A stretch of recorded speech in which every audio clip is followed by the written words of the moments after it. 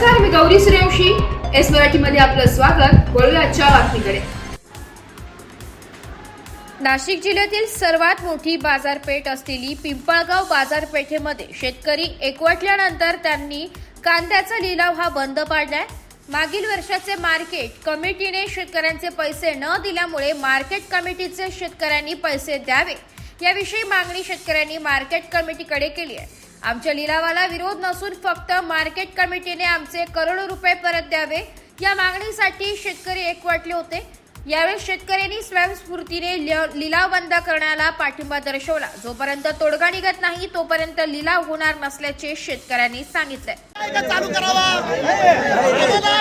आमचा शेतकऱ्यांना विरोध नाही. आमच्या पैसे अटकले 7 महिन्यापासून मार्केट कमिटी आम्हाला पैसे देत नाही. त्याच्यासाठी आमचा लढा चालू आहे. पैसे आमचा 2 नंबर धंदा नाही.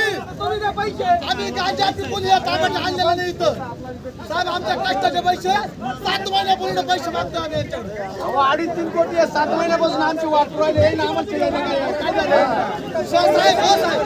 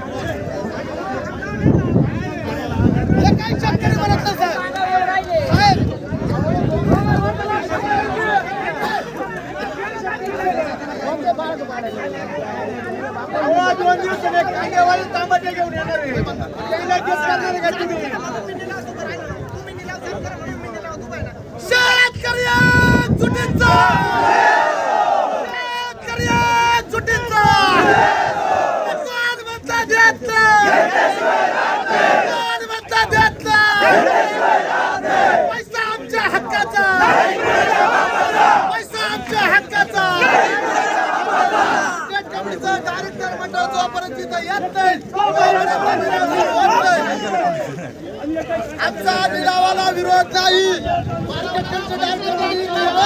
आम्ही लिलाव चालू करून द्यायला तयार आहे.